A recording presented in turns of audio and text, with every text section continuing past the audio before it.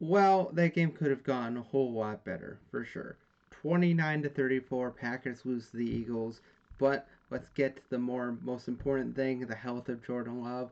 Hopefully he gets better soon, and hopefully it isn't a season-ending injury, because if it is, the season for the Packers is already over. So, because we saw what Malik Willis did in those first couple of snaps, and he's just like, oof.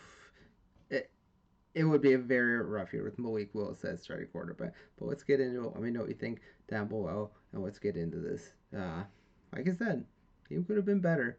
First game in South America. If the NFL was hoping for a model representation of what an NFL game is for the rest of the world, it's probably not it. I mean, the penalties were all over the game from start to finish. My God, the Packers got called for so much. The Eagles got so much. There was BS calls on both sides of the field. Let's not even get into the fact that Jalen Hurts got away with the blatant intentional grounding penalty that at any other day would have been called like right away. I mean, there's no sugarcoating it. That was a BS call, and if you're an Eagles fan and you think that was a legit call, you need to get your eyes checked because clearly ball doesn't cross the line of scrimmage. Jalen Hurts is still in the pocket. Doesn't matter if the defense gets to him or not. If it doesn't cross the line of scrimmage, it's intentional grounding. It's just blatant in the rules. But some good things to be seen. Jalen Hurts, yeah, Jalen Hurts still looks pretty good, although he made a couple boneheaded interception calls. Um, uh, Jaden Jayden Reed looks great. He looks like a bona fide star. He looks great on the end around. He makes guys miss. He has great speed, great hands. He just looks like a bona fide star. Watson still has a few drops here and there, but he looks better and healthier than he has in the whole time with the Packers.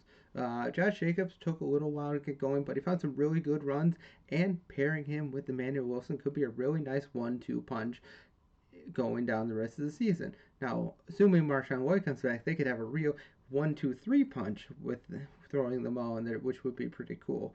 Offensive line definitely needs some work. Definitely needs work.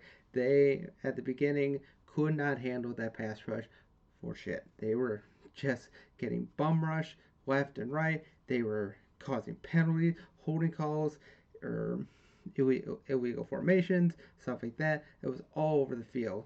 False starts. Yeah, it was just not a good thing for the Packers. But that nice Xavier McKinney interception in the beginning, and again, sometimes I don't know what it is with the Packers, especially when they get to the red zone, they just struggle to score. They have to settle for field goals. Not to mention Braden Darvison missed a crucial field goal. Now, thankfully, Packers were able to weather it a good amount because Jalen Hurts had that absolutely boneheaded interception. I mean, throwing across your body into double coverage on a third down play where if you just throw it away, you get an extra 3 points and the game is even more over.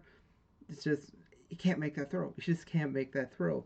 And the Packers defense did a pretty good job at stopping Jalen Hurts. I mean, Jalen Hurts had a career high like 157 rush yards against the Packers a couple years ago, and they only held him to under like 30 this time. Although at the end he kind of killed them, and they were able to at least get that field goal, which they really should have been able to stop them.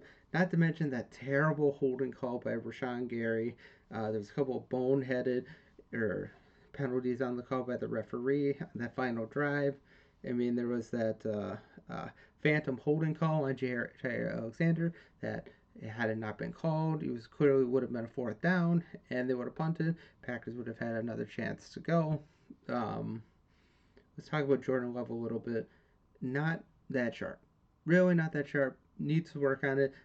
Hopefully he has a chance to. Hopefully whatever injury he suffered at the end is not a season ender because like I said before, Jordan Love goes down the season ending injury, season's over. They're not going to win the division. They're not going to even make the playoffs. Yeah, it's just not a good situation for anybody. Having Malik Willis as a secondary option to Jordan Love, it's a terrible thing, especially since they gave him all that money. Boy, he hopefully he comes back healthier and ready to go because boy, And just the thing for this to happen in a place like Brazil, for one of the up and coming quarterbacks in the league to get hurt on a shitty field in Brazil, like, come on. I mean, not everybody was tripping, but there were some definite times where players were tripping over the terrible field.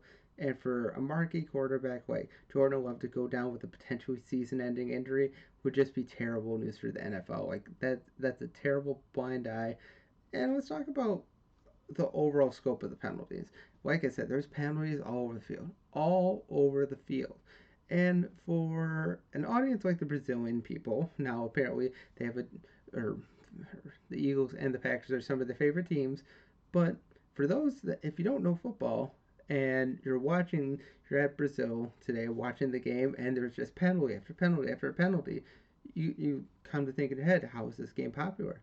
How do people watch this? I mean, there's a penalty every play. How can you continue play? How can you get down the field? How do you actually score without there being a penalty on every play? There's probably 40 penalties between both teams tonight. I mean, it was just bad.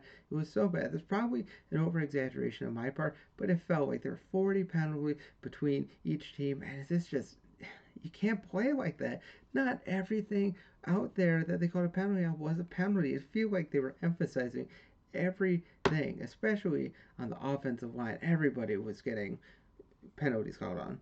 Talk about the Eagles a little bit. Saquon Barkley was pretty good. Was pretty phenomenal. AJ Brown started off not so great, but had a really good second half.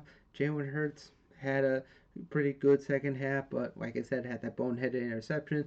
The Eagles' defense looks legit. They look like a really good, especially the defensive line looks like one of the top three in the league, and they're being able to pressure and cause sacks and fumbles. Um, Jurgensen, their rookie center, he looks good, but he didn't have the greatest game. Had a couple near fumbles and did fumble snap once that or led to a Packers field goal. Although the Packers should have scored more on there. The Packers had that touchdown to Jayden Reed that was wiped out by a stupid penalty. Packers had many opportunities to score.